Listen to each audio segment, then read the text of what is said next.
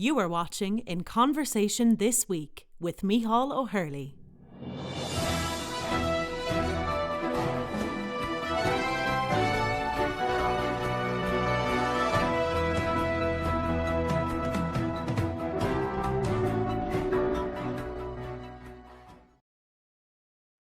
Dan, before we start talking about foreign direct investment, your involvement with the UN Development Office, tell me a little bit about you. Where are you from? I was born and raised in a small Western Ukrainian village called Toronto. How big is the Ukrainian community in Canada? It's large. It's about 3% of Canada's population in total. Probably about 1.5 million people of Ukrainian descent. That would be, everybody in Western Canada who's sixth or seventh generation, to people like myself who are basically 1.5 or second generation, and a whole lot of new immigrants from post-independence Ukraine. In America, when we talk about immigration, it was always the Italians came in after this period. The Germans came during this. Were there waves of immigration of Ukrainians to Canada, or did it happen at one time? Tell me about that if you can. No, there were waves. There were different waves. It's actually quite an interesting story because the history of Canada is actually the history of Ukraine. In many respects, the first immigrants at the end of the 19th century were actually chosen by the government of Canada to come to Ukraine. We needed to populate our prairie provinces. It wasn't that long ago that we had visitors from America that had come uninvited and armed. And so we also had the railway running across, and it had just been built. And so they needed to populate everything west of Ontario to British Columbia. And they needed farmers. And although it was basically scrubland and rock, but they scoured the earth for the best farmers, found them in Ukraine, and made them an offer they couldn't refuse: free land, a sack of grain, an axe, and a hammer, and good luck.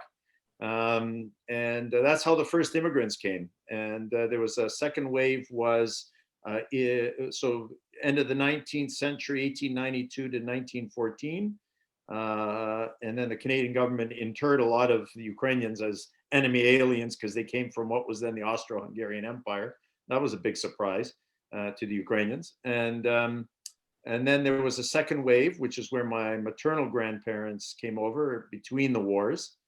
And the third wave was after the Second World War, and the fourth wave after independent Ukraine.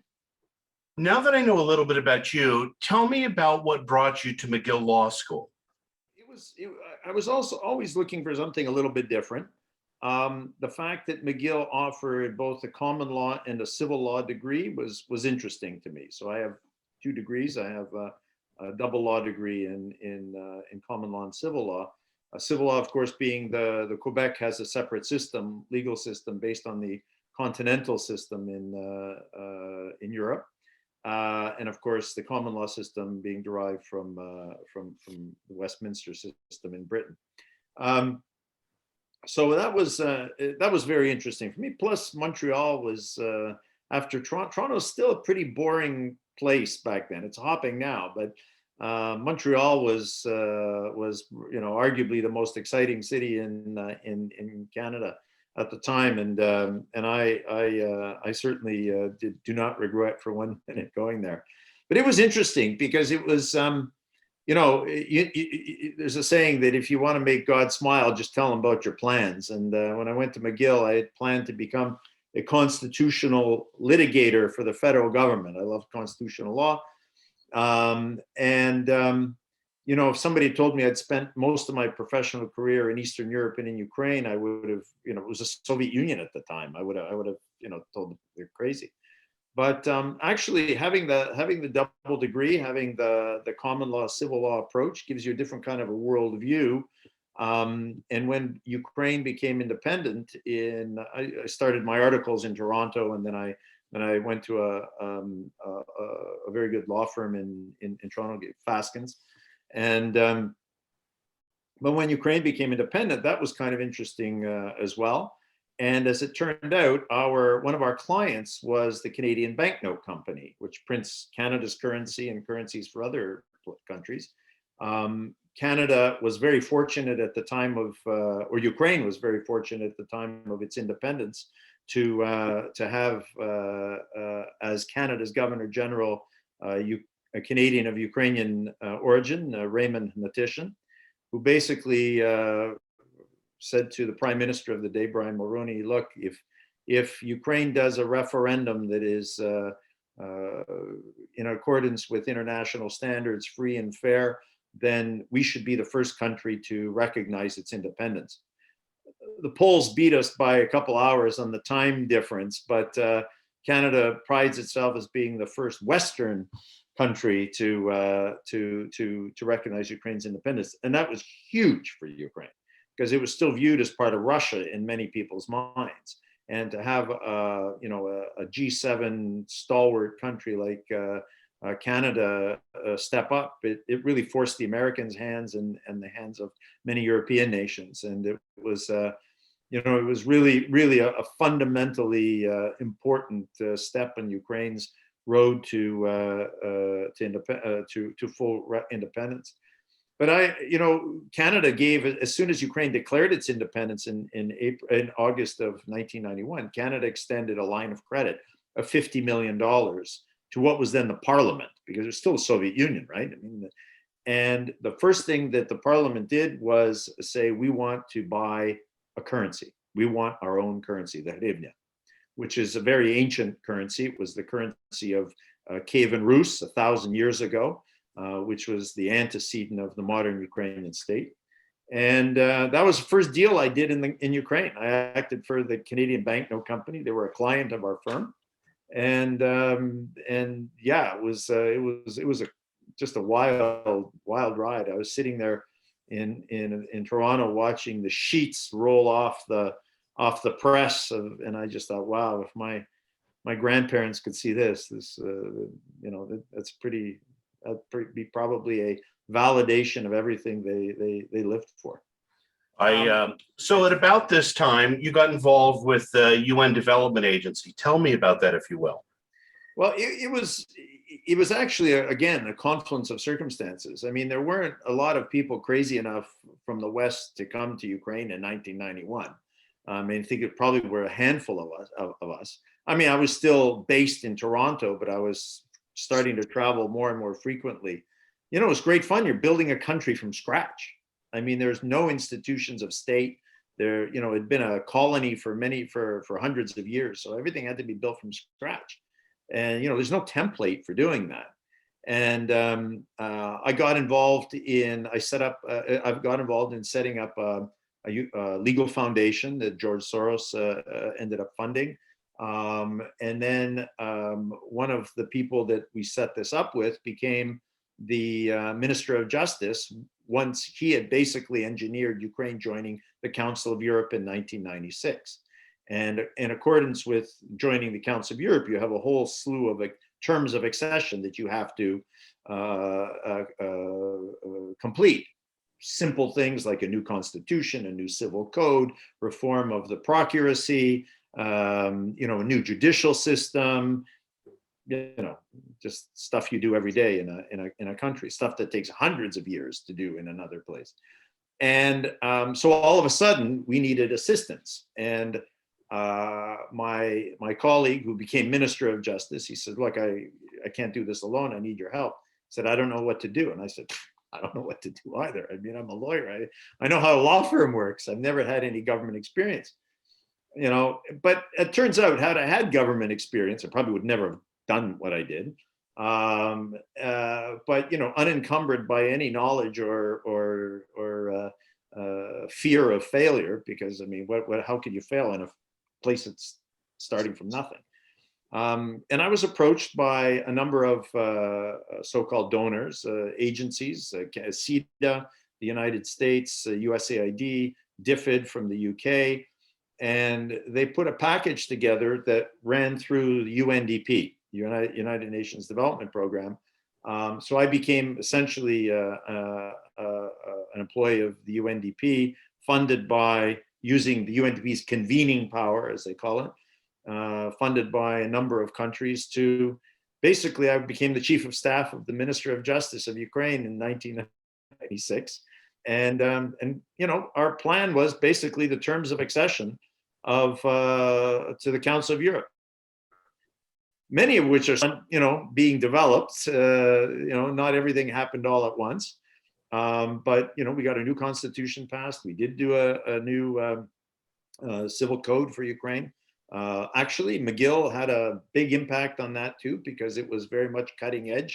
It had been, some of our professors had been the leaders in the redevelopment of the Quebec Civil Code, which hadn't been touched since 1866.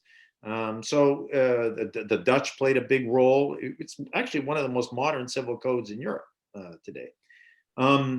Judiciary was still a work in process. That did not really start getting reformed until after the second Maidan revolution in 2014. But that whole process started at that period of time. And, sometimes I get frustrated. People get frustrated. Well, Ukraine is, it's not doing enough. It's not doing enough. And there's a tendency to always make the perfect the enemy of the good when it comes to Ukraine. And frankly, in many respects now, and people harping on corruption, this and corruption that, we are way beyond that at this point in time. And we are no less corrupt or no more corrupt than certainly our neighbors to the west and many other countries in Europe. And in many respects, a lot of this stuff, you're not ready yet, is just a way to say, look, we don't want to upset the Russians. So, we're not going to bring you into NATO. We're not going to bring you into the EU. Having said that, we could not have gotten this far without the assistance of our foreign partners, of our Western partner, Canada, which has played an outsized role in Ukraine, really punches above its diplomatic weight because of the Ukrainian-Canadian connection. The United States, of course, vital to both our national security as well as our economic growth. And of course, the EU. Once Ukraine signed the EU-Ukraine Association Agreement in 2016, I think 2015, that was the constitution of economic reform for us. And we've seen huge regulatory convergence and compliance since then. European investors, when they come here, Irish investors, they don't want to feel like they're in a foreign country. They want to feel like they're in a European country. And the fact that we have the same boring rules and reams, and you got to hire lawyers to get, that's great, because they get the fact that the rules are the same. They suck, but they're the same. And so the transformation that has happened in 30 years is phenomenal. And frankly, the biggest transformation has happened since the Maidan Revolution. That was really the tipping point.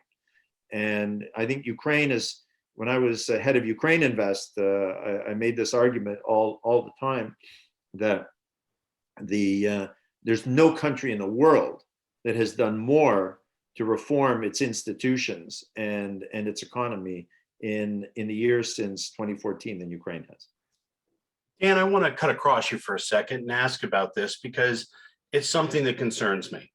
Those of us who love and learn in the law take a look at compatible systems, and we see that Ukraine has some unique challenges, but by and large, it is the European code. It's, as you say, an advanced civil code. The judiciary, the economy, no more or less corrupt than other nations. Why does the narrative persist? We have a neighbor who spends an enormous amount of time and effort and money in projecting the narrative of a failed state. And Vladimir Putin fears a democratic, stable, peaceful, prosperous Ukraine. It is a direct threat to his form of staying in power. And so we have troll factories in St. Petersburg and in other places that and not, we come by it honestly. It's not just us now. It's also, you see what's happening in the United States and the interference in elections and in Europe, et cetera. So, they have an entire apparatus that is designed to feed a narrative that in Ukraine in particular should not be a part of the West. It should be part of Russia's near abroad. Timothy Snyder at Yale University says Russia doesn't have a history; it has propaganda, and so the narrative is that this is ours, this has always been ours, et cetera, et cetera. And so that's fact number one. We also have a lot of the Western news media, which either is predisposed to believe the Russian narrative or is too lazy to come here to check it out for themselves, that buy into that. They take that, and you create an echo chamber, and then the news wires pick it up, and it's incredibly difficult to beat. Ukraine had, like most countries in Eastern Europe, had a wild East start. The fact that we didn't have, as we discussed, the institutions that, say, the Poles, the Czechs, the Hungarians had, even in the interwar period, to rely on, we had to create them from scratch, meant that there was a lot of space for rent-seeking activity by nomenclatura, former bureaucrats, and things like that, and it sullied the reputation of the country. It fed that narrative. We see that Russia has not been exactly a panacea for investors either, but somehow that's less bad. So the Ukrainians have not really learned how to create a narrative of a good country, and a country that is really today. This is probably the exponent of liberal democratic values in Europe. And I say that, I don't say that in jest or to exaggerate. We had over 100 people that died on the streets of Kiev wrapped in the EU flag. I don't know of any other country. I've seen lots of people burning the EU flag on the streets of European capitals. I haven't seen anybody dying for it. It's hurtful to a lot of people here when they see that. Ukrainians feel that they have earned the right to be in the European Union. We don't need to earn the right to be part of the European family of nations, because we have been for 1,000 years. And the fact we've been overrun by lots of other people doesn't change that fact. Yaroslav the Wise sent in the 11th century, sent his daughter Anne to be the wife of the King of France, and she was the only one who could read and write in the entire French court.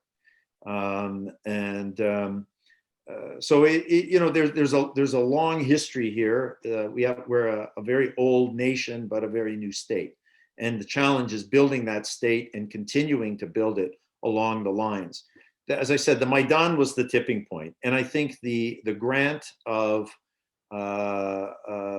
visa-free travel into the Schengen area by the EU was probably the single most important event after passage of the Constitution in Ukraine since independence, because we've had over 8 million Ukrainians that have gone into the European Union and come back.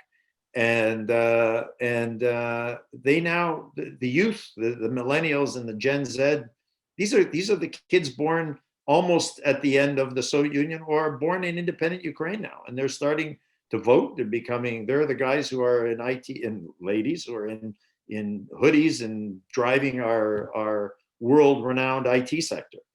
And they have different demands of their government than their parents and grandparents did. It wasn't give me bread, kobasa, and a pension. It was like, I want the trams to work. I want the roads paved. I want the trash taken out. I want a competitive environment. I don't want to deal with all the corrupt officials. And that's had a huge impact. The Ukrainians, because of their history, don't like government. They don't trust government inherently. And they're very creative about getting around the rules. And that has pluses and minuses. but it also is that they're very creative in getting around obstacles. And that creates the dynamic of today's economy, of the IT sector, of the energy sector, of this place is there's nothing static about this country, socially, politically, or economically. And I met a group of young kids, students from Germany, on the street in Kiev. They were looking around trying to find something, and I said, how do you like it here? What do you think? And the guy goes, "This is so cool. Kiev is the new Berlin." And I thought, wow, that's a great branding slogan. From a German. From a German. And Berlin's quite a city. I as a young soldier, I remember during the Cold War going through Checkpoint Charlie. When I see Berlin today, it's like Disneyland. It's wonderful. It's a beautiful city. So that is a high compliment. I want to talk to you about that sense of institutions. One of the things that brought chaos to the United States was the degradation of institutions. Here in Ireland, and you know this from having lived in Ireland for years, there's a historic distrust of government because of our Civil War, our war for independence, colonialism. When the Good Friday Agreement brought an end to hostilities between the North and the Republic of Ireland, the young people said the very same things. They don't care about those issues. They want the trains to work. They want jobs. They want educational opportunities. What has to happen for institutions to become valued by the population, or is that necessary? It's crucial. It's crucial. The legitimacy of your institutions is the foundation, it's the bedrock of your democracy. And you really need, for that to happen, you have to have a sense, A, that the institutions are individual centric, they're people centric, they're there to serve the people, not to serve oligarchic or vested interests. They are there, and that you have a voice in how those institutions operate. And what has succeeded here is that the people, when they have felt that those nascent institutions are not democratic, they're not going their way, they are captured by oligarchs, they are captured by vested interests, they went out on the streets 3 times. And governments here fear the population. It's a good thing. I was a chief advisor to the prime minister not too long ago, and when I was heading Ukraine Invest, and I remember at a cabinet meeting that he said somebody brought forward a new regulation that this is what government agencies do, right? We need to regulate this. The prime minister looked at me and goes, "They're going to carry us out of here on pitchforks if we do this." And that's the prism. It's not like, we can manipulate these people, And we have so many issues in terms of building this country that, manipulating, previously the politicians, they're post-Soviet elites, right, up until recently. They just don't know how to manipulate in the new modern social media era. They just ran out of gas. And you have young people that run circles now around messaging. It's still a problem. You have a president now who is from the entertainment industry. He's much more savvy about getting messages across, et cetera, and being direct, and I think it's probably a good thing. We have a situation where there was such a demand for change that, notwithstanding that President Poroshenko essentially saved the country. I mean, we had an army of 6,000 people when the Russians invaded us. We now have 250,000 men and women under arms and reserves of 200,000 people. I mean, that's the equivalent of the entire Russian land forces. And, and all of them have seen action. I mean, we've lost 14,000 people in the Donbass. I mean, it's just it's not even a tragedy; it's an abomination. And but life goes on, and people are continue to build. And Poroshenko actually built an army. He built, put the economy back on its feet, and people, I guess, felt so good about it that they said, we're tired of the post-Soviet elites running this country. We're going to take a chance on this comedian. And that's an incredibly brave and confident thing to do under the circumstances when you're at war with essentially at war with a nuclear powered neighbor. And the president thought he was going to come in and compromise, and we can do but we'll cut a deal. Compromise with the Russians they see that as just capitulation, and it's a form of weakness. And Zelensky figured that out, and he's become a great defender of the country, and he's popular because he gets the messaging right, etc. And we still have a ways to go. There are issues with how perhaps he deals with the judiciary, and I think that the judicial independence still needs to be strengthened. But the Supreme Court was completely overhauled in 2018.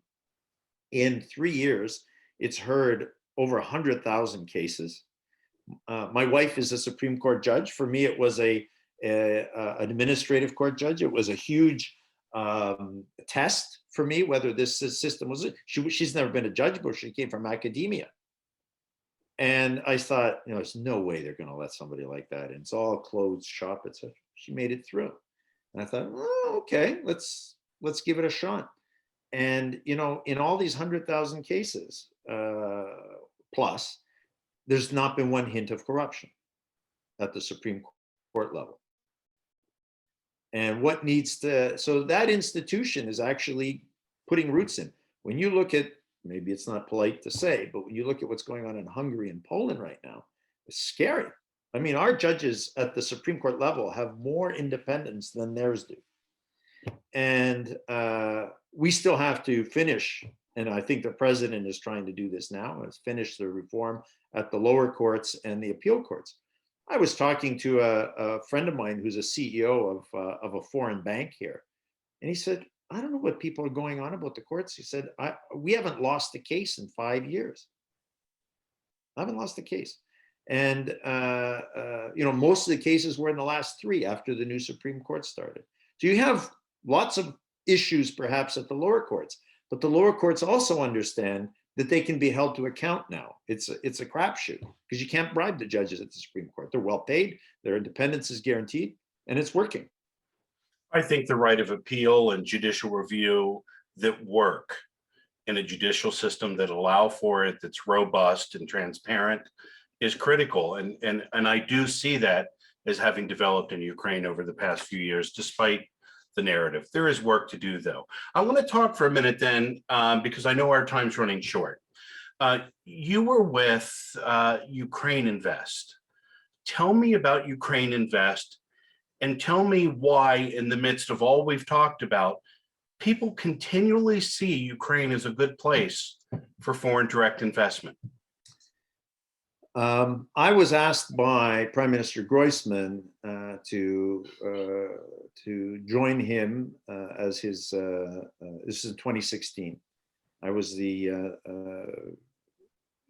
managing partner of an international law firm here in Kyiv, and he said, "Look, I want to set up an investment promotion agency," and I was asked to do it and to set it up and to run it, and I was very cynical. I've seen this before.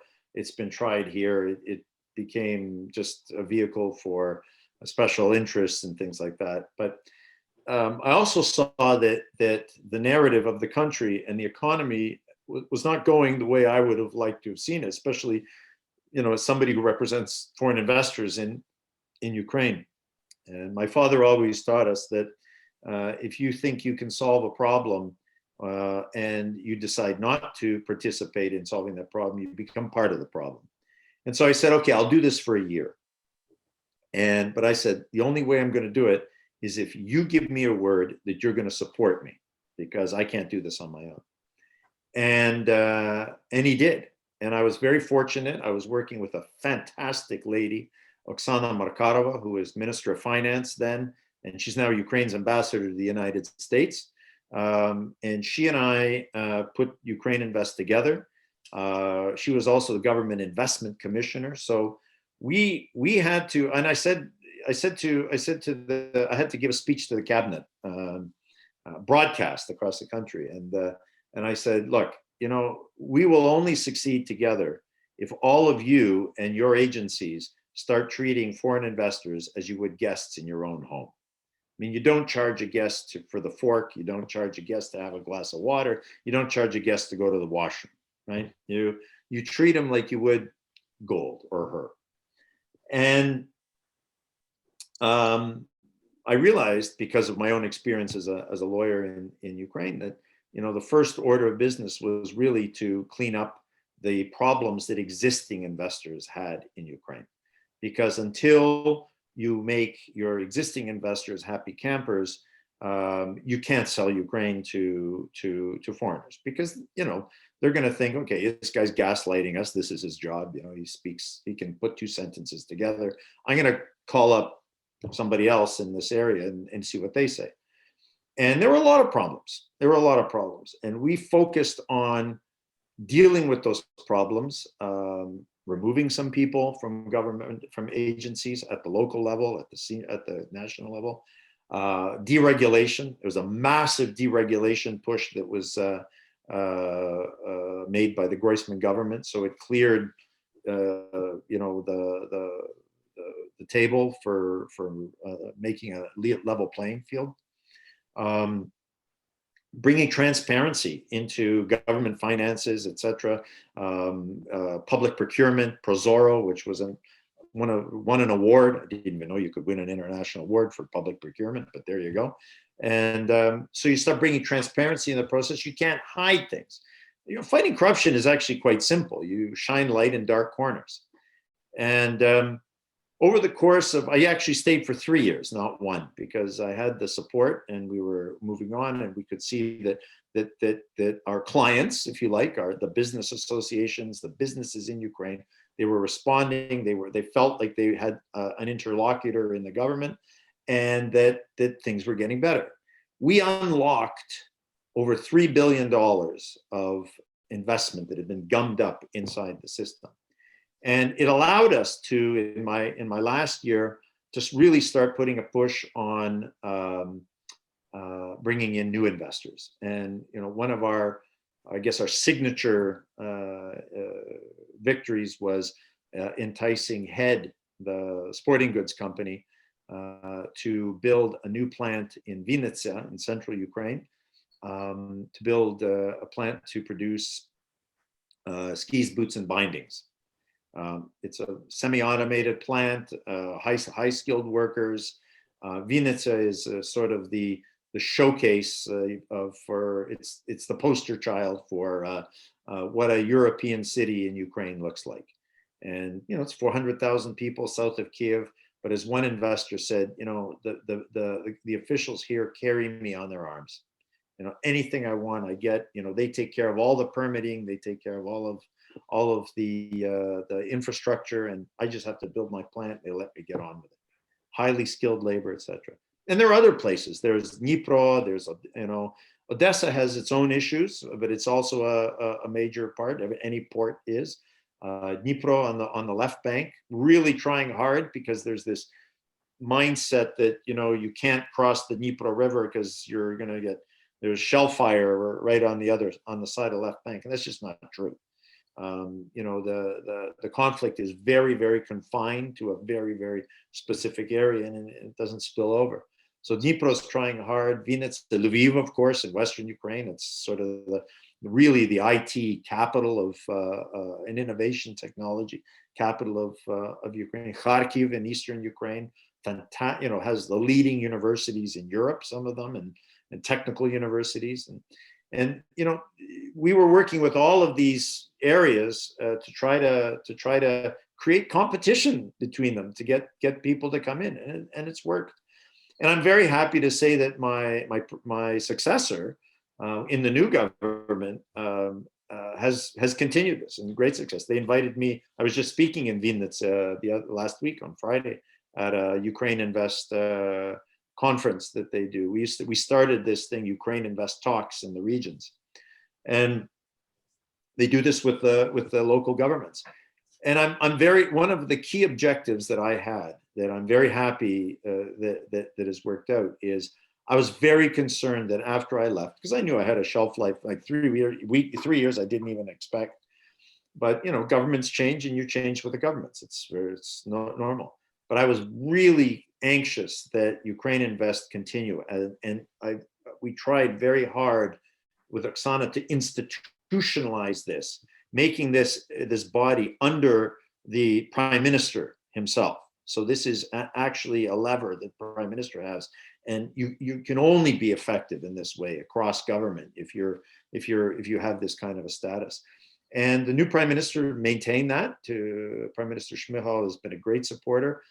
And so, because generally in Ukraine, the tradition has been that the institutions die with the exit of their founder and leader, or they get broken up into little pieces or reorganized. And I'm really hoping that Ukraine Invest will continue doing what it's doing. I spoke with the people with ran investment in Ireland, Jerry McCarthy, back then, and I was invited to the Kilkenomics conference in 2017, which was great fun, really fun. I enjoyed it a lot. There was a guy that was had comedians that run the panels, and he was starting to give me a get-go for coming from Kiev, and am I not afraid, et cetera, et cetera. I found out he was from Limerick, and I said, well, wow, somebody from Stab City is concerned about my safety in Kiev. And he was like freaked out. How do you know that? Dan, I mean, your knowledge of Ireland from your time here, it's just fantastic. Let me ask you a couple quick things before we go.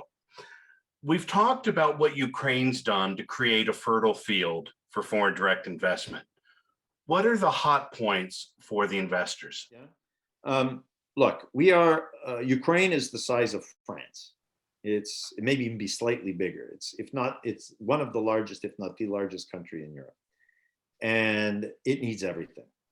As I said, we basically started building the country in 2015 in earnest, after the events of the Maidan and the invasions by the Russians. And right now the hottest part is, I believe, is IT, which innovation technology, not just information technology.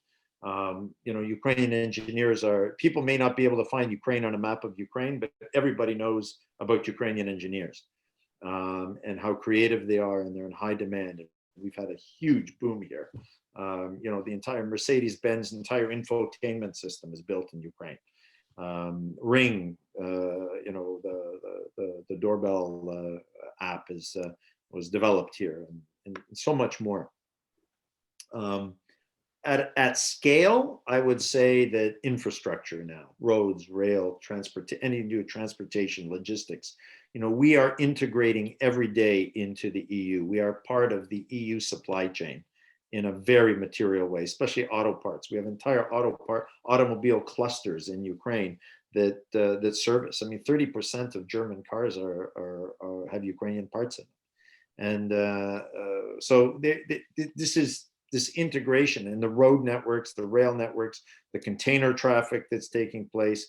We have different gauges from what's in the EU, and now the wide gauge from Ukraine, the post-Soviet wide gauge, is now being extended into Hungary, Slovakia, Poland, and Austria, all the way to Vienna, and the narrow gauge into Ukraine, so that you can actually get your supply chains moving better. And with the breakdown in the global supply chains post-COVID, everybody's starting to near shore, and it makes Ukraine very much more important. Ukraine has become essentially a Eurasian hub. it's the point, it's the inflection point. For once, it's not the inflection point for armies, well, at least one army, but at least for multiple armies. It's now become an inflection point and a distribution point for information technology, for logistics, for so many different products. Of course, agribusiness. Ukraine is an agricultural powerhouse. We have 22% of the world's black earth, and a lot, and marrying that with the transportation networks makes us we got through COVID and the entire breakdown and meltdown in economies basically by feeding the world, and that will continue. I was talking with Jerry and others about the opportunities for Irish farmers and farming companies in Ukraine, agriculture services. This went from being a horse and plow agricultural economy 20 years ago to being super high tech, where farmers are walking in their fields with tablets, measuring soil, disease, you name it. And the average sort of a small farm is 500 hectares. That's sort of a family farm type of operation. When you get to scale, minimum is 20,000. So you've got farms, sort of a big producer is between 100 to 300,000 hectares. Scale, it counts, and the scalability is really what we have, whether it's in tech, whether it's in agribusiness, whether it's in energy, whether it's in manufacturing and infrastructure. And so we are where Poland and other Eastern European neighbors were in 1994, 1995. That's the scale of the opportunity here today. If someone wanted to take advantage of that opportunity, I know you work for Kinstellar, fantastic firm. What is it that Kinstellar can do for someone who's thinking about foreign direct investment into Ukraine? Look, when I talked to the Prime Minister about joining Ukraine Invest, he said, "What will you do?" And I said, "I'm going to do exactly what I do with my clients. I just, you hold their hand, you take them around, you mitigate their risk, you take the fear factor out of entering this market." And that's what I did in my previous position. That's what I did at Ukraine Invest, and that's now what I do back in the private sector. Is we offer, obviously, we have all of our as a large independent law firm, all of our partners come from major city firms in London or someplace else. But so what we offer is not just legal services. You offer the fact that we can take care of your risk. We can certainly help you. It will save you a lot of time and effort by introducing you to the right people in government to help facilitate your investment in a transparent, legal way. Of course, this is not code, I've been here 30 years. It's you sort of figure it, and Kyiv is still pretty much a village when you get to the expat community and the government agencies and who you need to work with to get a deal done. That's what it is. It's closing. That's what I told the Prime Minister when he asked me what can I do for Ukraine. I said, close deals. That's what I do, and that's what we need to do for our clients. Is you just make sure that they get taken care of and that they can close their deals and carry on. Kinstellar recently, if I'm not wrong, the journals tell me you guys acquired DLA in Kyiv. You guys seem to have acquired most of the top talent across Europe. Where are you? How big is your network? What's your talent like? What are your capabilities?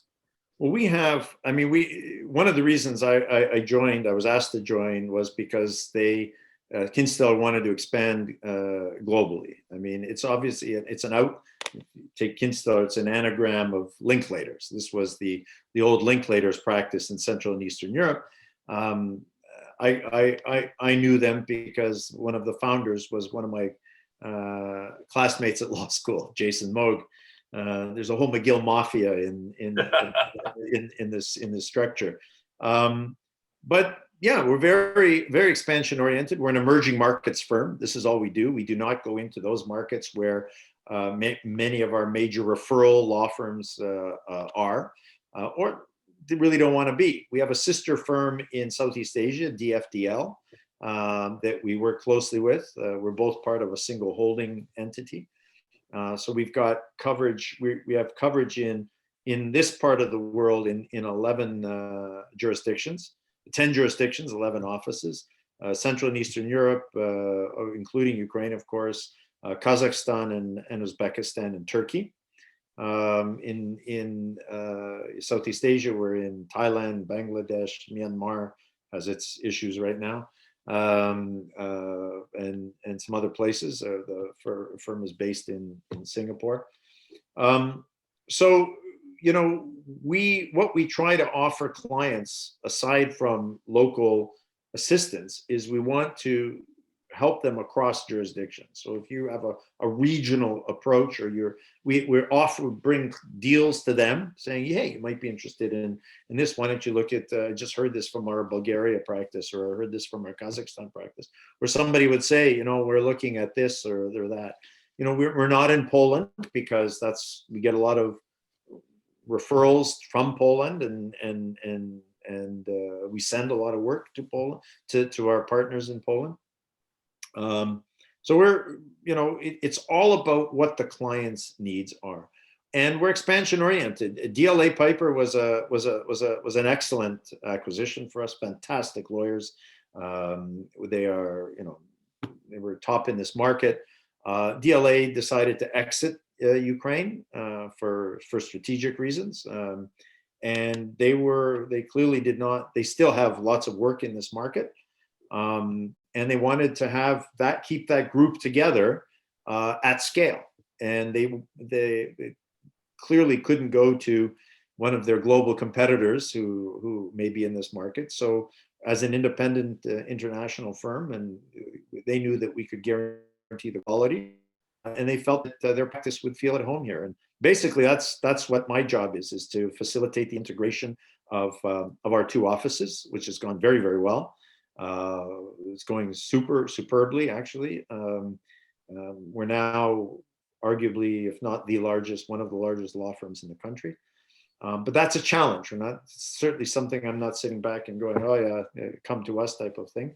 My second mandate is to integrate Kinstellar, which is now the largest office in Kinstellar, Ukraine, which is now the largest office in our network, into the wider firm. So since we are growing as a firm as well, we're experimenting with new things across the firm. So it's a great place to do it at scale. Again, try it out here. We're happy to be the experimental place to do it, and let's see if we can roll this out across the firm. And the third, and I think the most important aspect of this merger, and my mandate, what I feel my mandate is, from central management, is to make us the go-to firm in the market. It's not just the largest firm. That's not a default. None of our colleagues in the marketplace are ceding their positions, which is great. I mean, it's great for clients. It shows that there's a vibrant dynamic, that the law actually counts here. It's not just a fig leaf for some sort of underhanded operations. But we take that challenge, we take it seriously, and I want Kinstellar to be the gateway to Europe, to gateway to Europe for our clients here, and the gateway to Ukraine for our clients coming into Ukraine. Well, I don't know that we could end on a better point than that. Dan, I want to thank you for your time. I've certainly learned a lot about foreign direct investment in Ukraine, some of your views on reform. Is there any thought that you want to leave us with? Well, when I was in the government, we came up with a new brand for Ukraine. It was called UkraineNow.ua, and I liked it because you don't have to sit there and try to explain to people about the history and everything else. It's forward looking. It's like, come here now. This is the place of opportunity in Europe. It's the last emerging market of any size that you can wrap your head around in Europe. And come to Ukraine now. That's a great way to end it. Dan, thanks for your time. Thanks for Kinstellar giving us what would be serious billable hours. I appreciate your time, and we'll talk to you soon. Thank you very much, and we'll see you soon. Sláinte. Sláinte.